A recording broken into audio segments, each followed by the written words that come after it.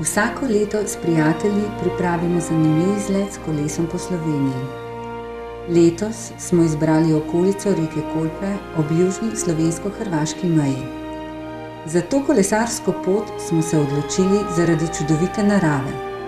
Na poti smo si ogledali veliko naravnih in kulturnih znamenitosti ter si privoščili kopanje v kristalno čisti reki Kolpi.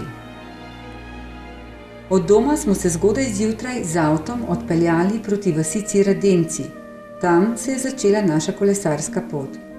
Peljali smo se skozi Kočevje in v Starem trgu zavili proti dolini Kolpe.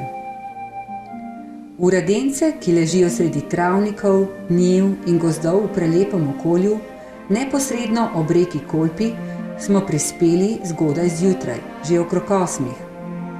Pripravili smo kolesa in se takoj podali na cesto.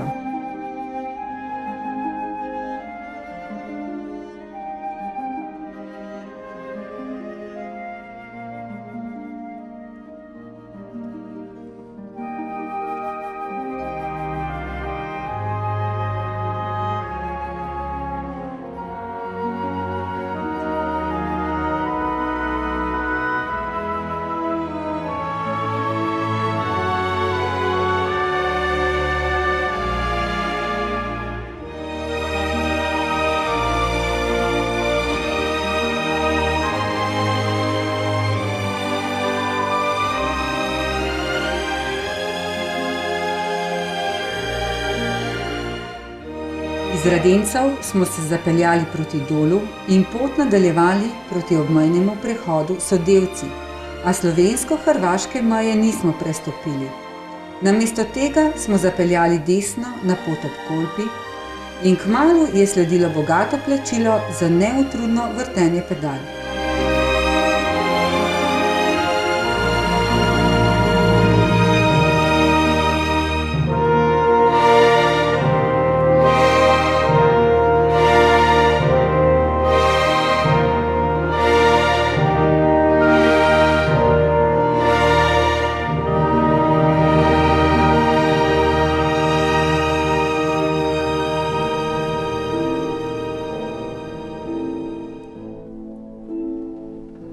Narava in tišina sta nas prevzeli, da smo si v prelepi naravi privoščili kratek oddih in pojedli zasluženo malico.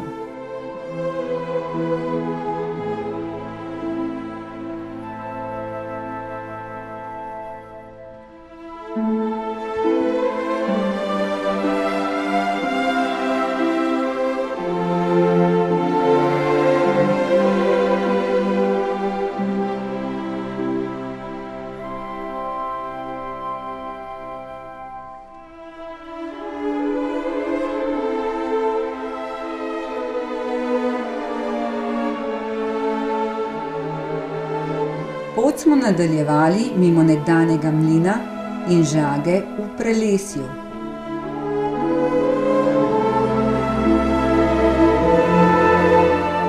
Kmalu zatem smo zapeljali prek mostu, ki ima zanimivo ograjo v obliki čolna.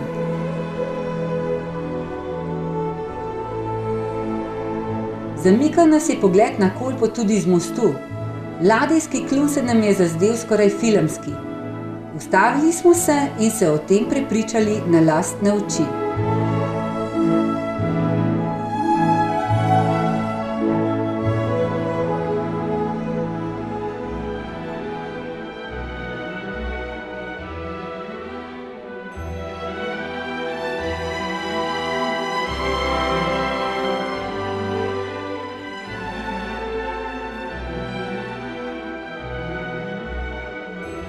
Pot nas je vodila naprej čez Dolski potok.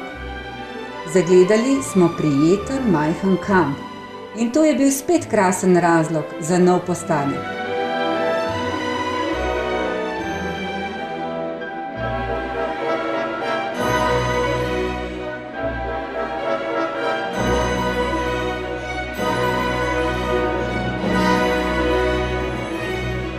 Reka nas je vabila svojo lepoto in obetajočim hladom. Osvežili in okopali smo se v reki, da smo lahko sveži in polni moči nadaljevali pot do Las pri Predgradu.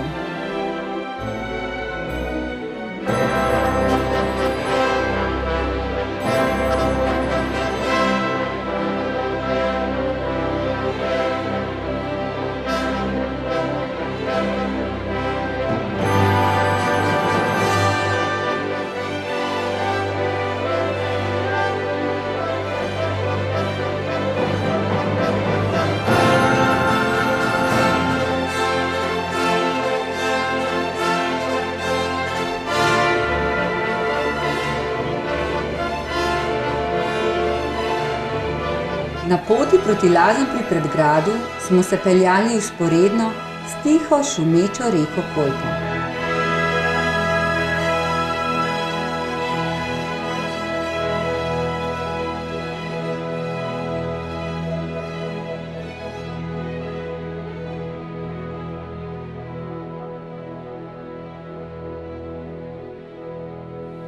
V vasi smo si ogledali cerkev svetega Vida, ki izvira iz 13. stoletja.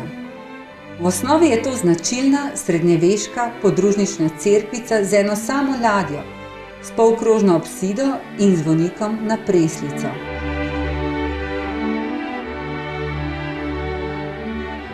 Njeno notranjost pa so v drugi polovici 17. stoletja v celoti okrasili s freskami. Severno od vasi smo na pobočju lahko opazovali zaraščanje nekdanjih vinogradov.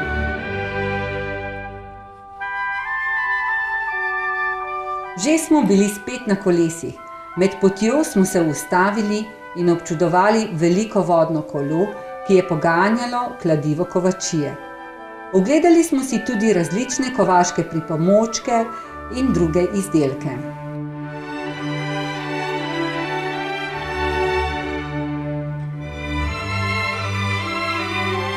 Ob klepetu in občudovanju okolice smo se pripeljali do spodnje Bilpe, kjer se začenjajo energetske točke ob Kolpi.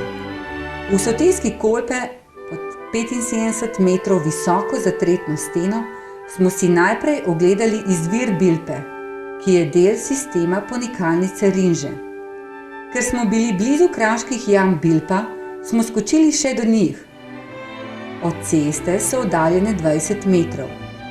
Že Valvazor je pisal o eni od jam. Najbolj zanimiva pa se mu je zdela bilparska stena, ki jo je imenoval Stena odmevov. Ta stena ima obliko vragove glave in od tod naj bi čarovnice vzletale proti kleku. Dejansko je v steni mogoče najti kar približno 20 različnih človeških in živalskih ali vraževernih likov, jama pa je še polna drugih skrivnosti.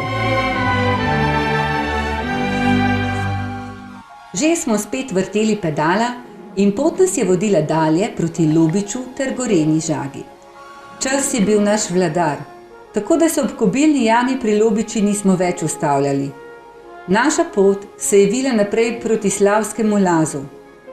Ob zgornjem toku reke Kolpe smo prekolesarili še zadnje kilometre prvega dne po slikoviti kanjonski dolini. Ampak pred ciljno strmino smo si privoščili še osvežujoč napitek s C-vitaminom.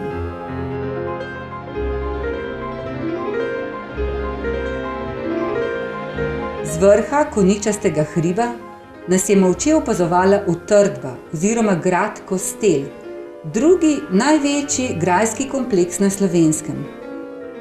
Kljub temu, da nas je mogočna starodavna stavba, ki leži skoraj 200 metrov nad Kolpo, vabila naj jo takoj obiščemo, tega nismo storili. Za ogled gradu, ki je bil prvič omenjen že leta 1336, in za spoznavanje njegove včasih malo temačne zgodovine, smo potrebovali več časa in bolj spočite glave. Zato smo obisk prestavili na naslednji dan. Namesto na vzpetino smo se tako odpravili proti cilju našega prvega dne, proti Fari. Tam smo se dogovorili za prenočevanje v centru šolskih in obšolskih dejavnosti. Utrujeni po 10-urnem potepanju, a polni vtisov slikovite prevožene poti, smo odložili kolesa in na bližnji klubci pred domom v Fari spet zajeli sapo in seveda z vznemirjenjem pričakovali naslednji dan.